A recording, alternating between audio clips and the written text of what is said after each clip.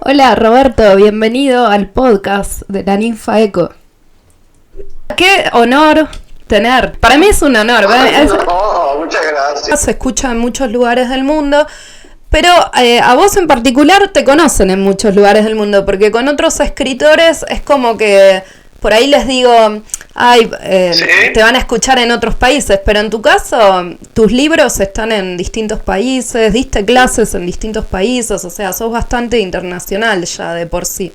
Sí, claro, sí, porque cuando yo dejé Uruguay, la dictadura militar y todo eso, Sí. entonces realmente yo me formé fuera y además justamente viajando a varios lugares, no en solo lugar. Sí. Primero estudié en Alemania. Sí, tenés una historia súper interesante. O sea, lo que producís es interesante, tu historia también es interesante. O sea, sos interesante por desde donde te miren, digamos. Qué suerte. Bueno, Sí. este episodio es un episodio que a mí en particular me interesa muchísimo porque es todos los episodios tienen distintos ejes temáticos y este es sobre escritores que vivieron dictaduras militares. Entonces empecé a pensar en la gente que conocía y vos fuiste uno de los primeros que se me vino a la mente y me parecía que es un tema interesante, que muchas cosas quedaron como tapadas, olvidadas o no se vuelven a poner en, digamos, en eje de vuelta. Y me parecía muy interesante tener el testimonio de alguien que vivió esa época o que pueda compartir algo de esa época, cómo la vivió, cómo eso influyó en tu escritura. Bueno, me fui de Uruguay hasta que volví en 1981 sin ir a Uruguay en absoluto. Quiere decir que, bueno, yo me sentía como, digamos, sentía el país muy lejano. Mis años en Uruguay antes de irme habían sido interesantes en el sentido de que había una vida cultural activa, sobre todo en el teatro, pero todo eso se desmoronó a medida que los tupamaros, aumentaron sus acciones de guerrilla urbana y por lo tanto las situaciones se endurecieron muchísimo. Por otra parte, debo decirte que como yo descubrí en esa época que era homosexual, me era muy difícil insertarme en algún medio o en algún grupo de una línea o de otra línea. O sea, la derecha ya sabemos que era antihomosexual por convicción posiblemente religiosa, más que nada, y después la supuesta izquierda, que era más bien pro-cubana, o si se quiere también el Partido Comunista, pro-soviética, tampoco tenían la posibilidad de admitir a las minorías, ¿no? Fueran sexuales o a veces de otros tipos. Y resultó que los homosexuales, digamos, eran rechazados tanto por el Partido Comunista como por la guerrilla.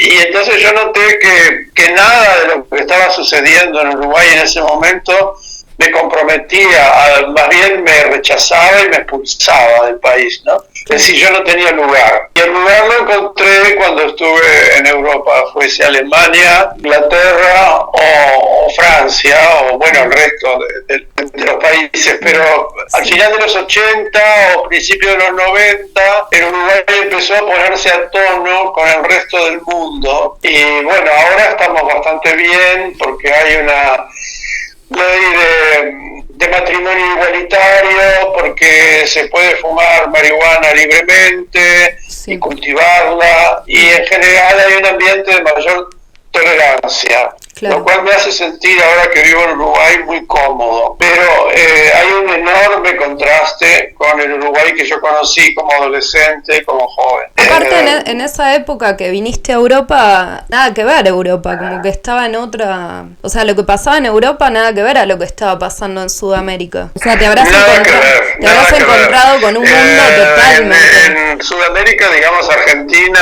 Uruguay, estaba la guerrilla urbana, puesto después los golpes militares, mientras que en Europa, lo mismo que de algún modo en Estados Unidos, se estaba viviendo una revolución cultural, o sea, sobre todo a partir de mayo del 68, ¿no? Como dice Foucault, mayo del 68 fue profundamente antimarxista, porque justamente ahí se vio con evidencia problemas de las relaciones de poder, que en todos los niveles de las relaciones de poder, desde el gobierno hasta las instituciones, hasta la enseñanza, hasta la vida dentro de la familia, etcétera. Y nada de eso estaba contemplado por el marxismo tradicional, que equiparaba revolución con Unión Soviética o algo así, ¿no? Claro. De hecho, en Cuba, como tú sabrás, no sé, había en los 60 campos de concentración para homosexuales, junto a otros indeseables. También otra cosa que te iba a preguntar en relación a esto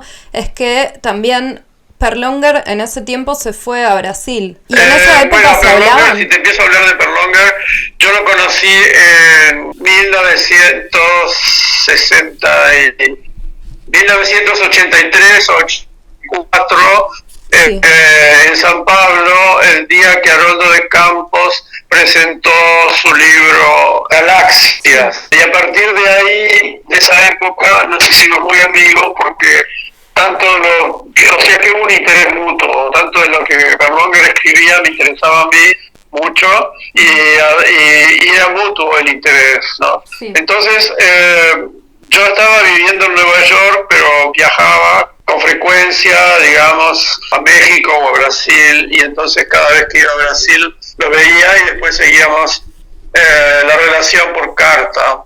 Y los años, más o menos el año 90, hubo un coloquio en el Memorial de América Latina, un coloquio de poesía, y ahí reencontré a Perlonger, pero él ya estaba enfermo de SIDA, había estado en París un año antes, y ahí fue que se dio cuenta que estaba contagiado. Y bueno, a mí me conmovió mucho que estuviera enfermo porque es alguien que yo quería mucho.